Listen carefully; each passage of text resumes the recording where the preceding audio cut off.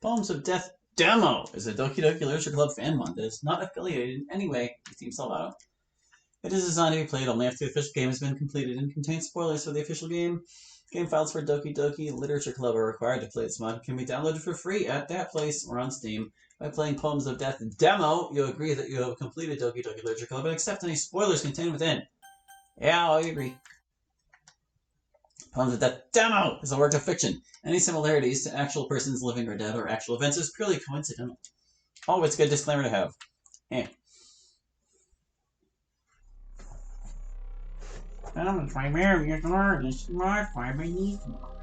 Trust but verify, says Ronald Reagan.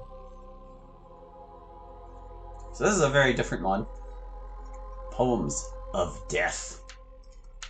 It's a murder mystery. Let's top in the settings and bump the text speed. Yeah. Okay.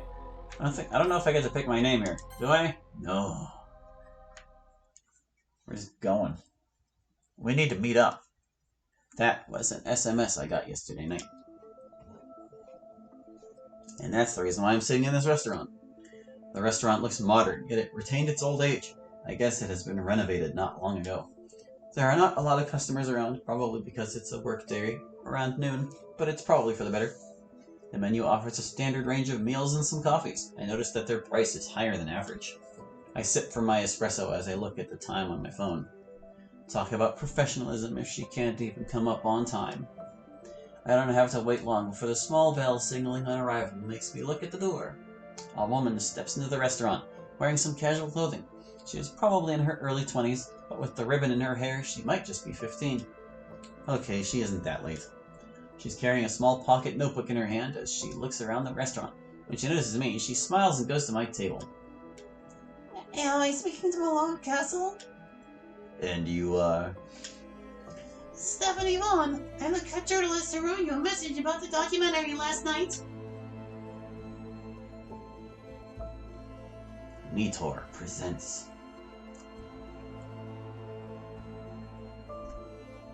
I look at her. At a closer inspection, I notice a card on her belt, displaying her information. After reading the card, I was sure she was what she was claiming to be. And then in that case, yes, you are. That's good then. She sits on the other chair that's on the other side and places the notebook on the table. Other. Can I ask, why me? The reporter, or Mrs. Vaughn, stops while opening her notebook. She thinks about an answer for a while. She's a Mrs.? I guess so. I figured you'd be my safest bet to contact. Why safest? Because the other survivors wouldn't talk to me. I nod and let the discussion be. I disagree with that opinion, but that's not the reason why we're here. After the reporter watches me for a few seconds, she sighs. Look, I understand that it was a hard time for everyone involved. I can understand if you don't want to talk about it. I think there's no point in postponing it. I'm ready to talk about it.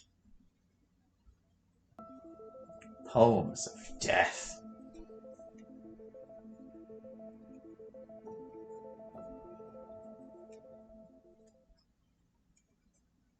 The hallway is filled with students as most head for the front door of the school. I like how it's like flashing the stuff in the top left corner there. This is in the past, obviously. Others head other directions, some to pick up their friends. Late ones going to the locker room to change their boots. Some odd ones head entirely the opposite direction from the front door. I am one of them. I'm in the process of hiding my bubble gum in my pocket, or into my pocket, when I leave the classroom. Students are also gossiping and spreading rumors like usual. I just learned to completely ignore them. They are mostly useless information anyway. I head directly to the stairs and step through crowds to the third floor. When I'm on the right floor, I turn to the right and continue down the hallway.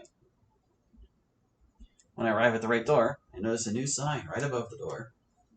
It is a beige-colored sign with 6 ribbons hanging from it. They're green, blue, purple, pink, red, and yellow. In the middle of the sign is a beautifully written text, The Literature Club. I smile upon the sign and open the door. Hello, everyone. 3 pairs of eyes look up from their usual activities. They all smile at my arrival. Hello, Malone. How was your day? It could have been better, but nothing I couldn't handle. Yours. Mine wasn't anything special as well. Before Monika can continue, a tune spreads across the room. Monika looks surprised to hear it. Sorry, I have to take this. Give me a second, alright? No problem, Monika. Monika is smiling at me as she goes to the teacher's desk, phone next to her ear. Before I can do anything else, I get approached by another big, shiny smile. Hi, Malone! Sayori, how was your day? It was awesome and really, really fun! Wait, isn't school supposed to be boring? Teachers only talk and bore us with homework. School is only boring to people who slack off, Malone! Alright, then tell me, Sayori, why it was fun. We had the new chemistry teacher, Mr. Evans. He showed us different kinds of experiments and that was awesome! And the rest of the day? You're such a pessimist, me. Ah, come on, I'm only joking, Sayori. I'm sure you had a great day. Yeah. Sayori's smile falls as she looks at the closet and then at me.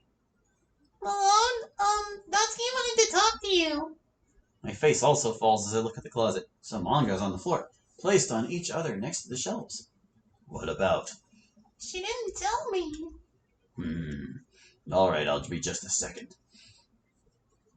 Sayori flashes me a sad smile before going to her desk, taking a pencil and beginning to draw on a sheet of paper. I place my bags in my usual spot and go over to the closet. I hear a shifting of different boxes as I get close to the closet door. When I peek inside, Natsuki is standing on a chair, reaching for a pink box. Hey. Natsuki stops almost immediately and looks at the source of the voice. After staring at me for a second, she sighs. Hey. Awkward silence fills the closet as I try to come up with something to say. Alright, what is it? What are you talking about? You wanted to talk to me. What about? Natsuki steps down from the chair and steps towards me.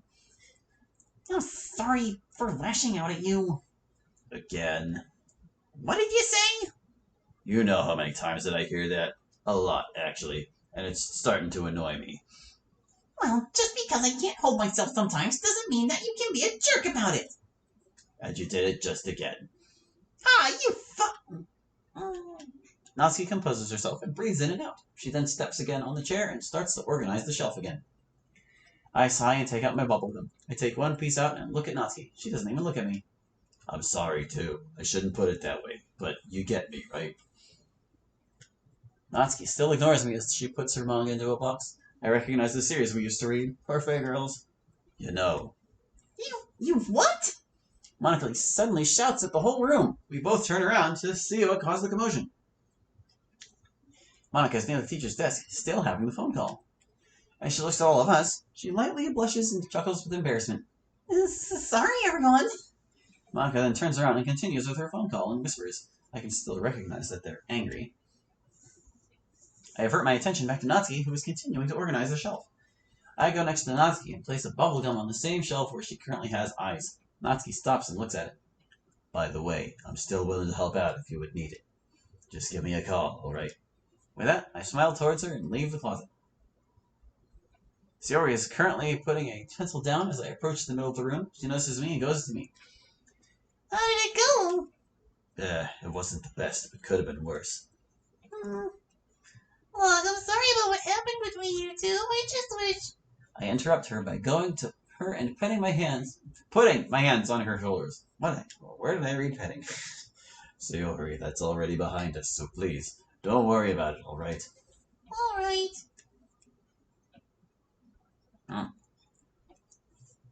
That phone call should have been a warning for me that something wasn't right with Monika's personal life. You did not suspect anything at the time? Well, of course, there were some suspicions, but none were backed with evidence, so I dropped them.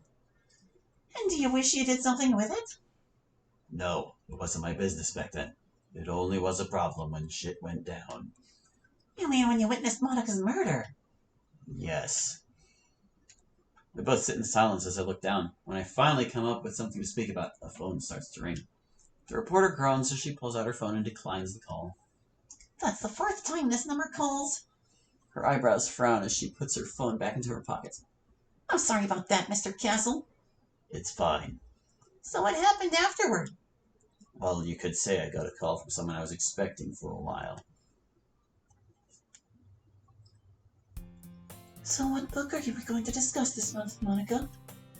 We are gathered in the middle of the room, where Monika holds a bag in her hand with a greenish book sticking out of it. Well, I got this book recommended by a friend of mine, but I don't know if it isn't too complicated for some people. You know, Monika, that I'm still here. Of course, Natsuki, I know. That's why I'm cautious about it. What do you mean by that? Well, if we don't know what book is it, then we'll never know if it will be complicated. I cut Monika off before she can respond and place a hand on Natsuki's shoulder, gently squeezing it. Natsuki quickly nods in my direction before breathing in and out. I guess that's true, Malone. Monika hesitates for a while before she takes out one of the books. It is Prague Spring by Simon Mauer. She holds it out in front of the group for us to see. The cover features simplistic art of a bridge above some kind of water with a rising sun in the background. The title, like Monika said, was Prague Spring, written in white text. Ooh, what is it about? While Sari asks Monika a question, Yuri takes the book into her hand and starts listening through it. Listing? It is a historical novel about 4 people deeply surprised about the Soviet invasion of Czechoslovakia in 1968. At least, that's what was told to me. Natsuki doesn't look happy that this book was chosen. From when we're discussing politics in the literature club? What? From when we're discussing politics? What? Some politics are involved just from reading through it, but it doesn't seem to share one single opinion. One character is even a socialist, that kind of socialist that was in the Soviet Union at the time. And from where you know this information? It is mentioned at the beginning of the book, Natsuki. Natsuki, defeated, takes the book gently from Yuri's hands and starts listing through it too. After a few seconds, she closes it again and returns it to Yuri. There's no way I'm reading that! Why not? It does seem interesting, and it sounds like something you'd like. Really? And I thought you knew me after the few months we've known each other! Not. We already discussed this. Why don't you just, I don't know, give it a chance at least? Natsuki crosses her hands as she looks at our expecting faces. See, Natsuki, please! Alright, I'll try it, but Monika has to read a manga of my choosing. Why her? Because it was her idea! But that doesn't make any sense. Before I can finish my sentence, my phone starts to ring. I take out my phone and look at it. I'll have to go. What? Why? You've only been here for a few minutes! I have to pick up my twin sister at the train station. I forgot to tell you about it, sorry. I quickly grab my backpack and get ready to leave. I'll see you all tomorrow. Later! Bye, Malone! Before I venture myself out of the clubroom, I lean slowly to Natsuki's ear. Call me how it went, alright? Yeah, bye. With that, I leave the classroom and accept the call that's been waiting for a while. Hey, said someone. Hi, I'm going to the train station now. When you'll be there? In about 30 minutes, if the train doesn't hit a tree or somewhere. Alright then, I'll be waiting. With that, I end the call and continue down the hallway.